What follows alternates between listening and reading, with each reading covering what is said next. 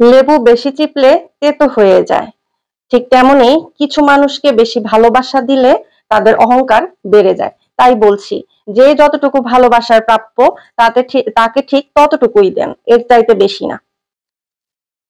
চুলার মুখ যেমন ভাঙে খড়ি, তেমন বউয়ের মুখ ভাঙে শাশুড়ি। কোনো বউ প্রথমেই শ্বশুর বাড়িতে এসে শাশুড়ির মুখে মুখে তর্ক করে না, শাশুড়ি একটা বউকে খারাপ বানায়। আর যখন বউ শাশুড়ির মুখে তর্ক করা শুরু করে, তখনই শাশুড়িরা বলে যে এই মেয়েটা খারাপ। কি শাশুড়ি আম্মা, জামাইটা খাইতে মজা লাগে তাই না? আর ছেলে যখন শ্বশুর বাড়িতে কিছু দেয় তখন বুকে কষ্ট লাগে। এই নিয়মটা আপনাদেরই।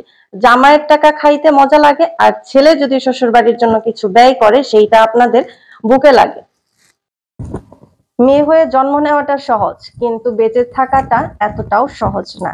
কারণ একটা মেয়ে চাইলেও নিজের ইচ্ছা সহজে পূরণ করতে পারে না।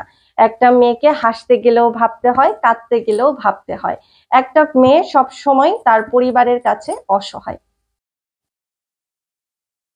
স্বামীর মতো আপন এই পৃথিবীতে আর কেউ হয় না। তাই স্বামীকে টাকার গাছ ভাববেন না।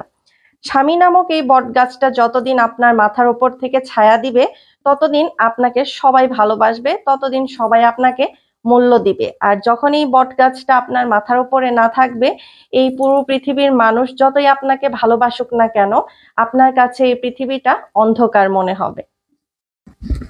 যে ছেলের ইনকাম বেশি, সে ছেলের মূল্য সমাজ কি পরিবারের কাছেও অনেক বেশি।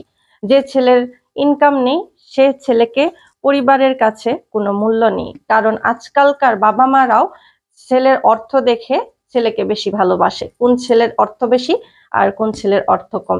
যে ছেলের অর্থ বেশি তার মূল্যটাও সবার কাছে ততটাই বেশি। ডাক্তার সাহেব, স্ত্রীকে ডেলিভারি রুমে নেওয়ার সময় একবার স্বামীকেও ভিতরে প্রবেশ করার সুযোগ করে দিন, যাতে করে স্বামী বলতে না পারে তুমি আমার জন্য কি করছো। স্বামী ডেলিভারি রুমে গিয়ে দেখে আসুক স্ত্রী প্রসব বেদনা কতটা কষ্ট করে একটা সন্তানকে জন্ম দেয়, যার মুখে সে বাবা ডাক শুনে।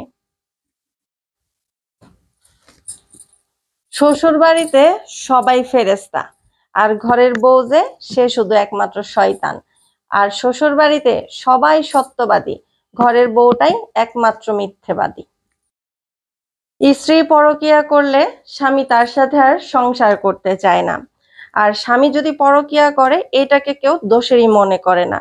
স্বামী যেমন স্ত্রীর ভালোবাসা কারোর সাথে ভাগ করতে পারে না, ঠিক তেমনি স্ত্রীও স্বামীকে তার দ্বিতীয় কোনো নারীর সাথে ভাগ করতে চায় না।